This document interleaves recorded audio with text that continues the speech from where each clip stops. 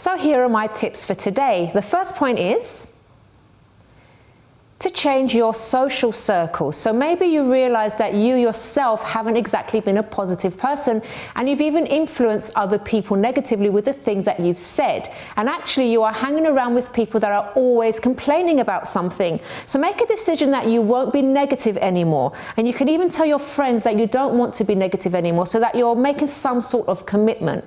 Now, if you find that maybe the people that you're hanging around with at the moment, they don't share the same values, then don't think twice about moving on. So I'm not saying that you should ditch your friends, but you know, for example, who's genuine, who maybe needs help, and who just wants to bring you down. So, you know, think about making some new friends. And even if you don't find positive people to hang around with at first, you can join certain groups online where the members are focused on similar goals as you. And this is so that your mindset can change and for you to get ideas and have more positive influence in your life.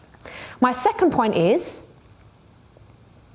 to dig deeper. Now, when you find yourself in trouble or having problems, especially with other people, ask yourself, can I really blame this on something or someone else, or was it really my fault? Now, this takes a lot of humility and soul searching, because we don't want to blame ourselves. We want to blame everything and everyone else for bad situations that we're in. So for example, whenever I face a challenging time, initially I don't like to blame myself, but then when I've had a chance to actually think, I start to ask myself questions like, why did this happen? Did that thing happen because of me? What could I have done differently? So just try it. Often you will actually find that you could have avoided certain situations. And actually at this point, I'd like to give an example of someone that I met. Now, I was in a cafe one day with some of my team, and we were just working. He came up and he started asking us what we were doing. He was actually working in the cafe, and he ended up asking us, asking me for a job. So I said to him, okay, send your CV and we'll look into it. He seemed like a very nice guy, very helpful. We were just sitting chatting, and he was very open and friendly.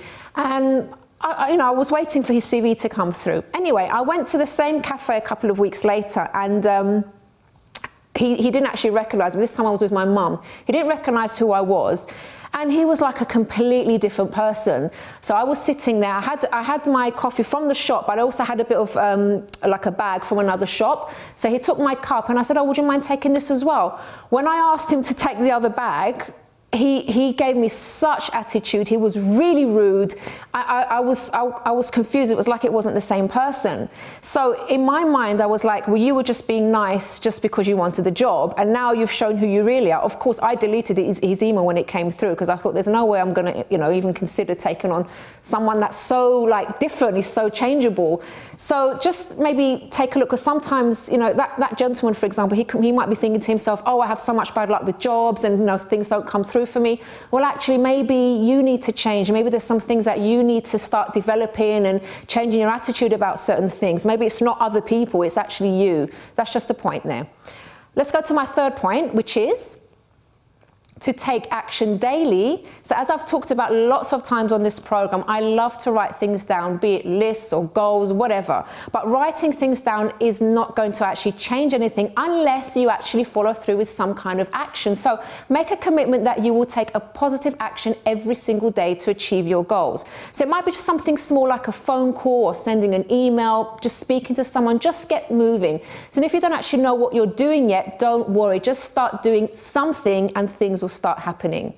My fourth point is to look forward to something. Now, many people hate the start of the week, or maybe they go on holiday and halfway through they're already feeling a bit sad because soon they'll be going back home or going back to work. So get into the habit of thinking about the things that you can look forward to each day.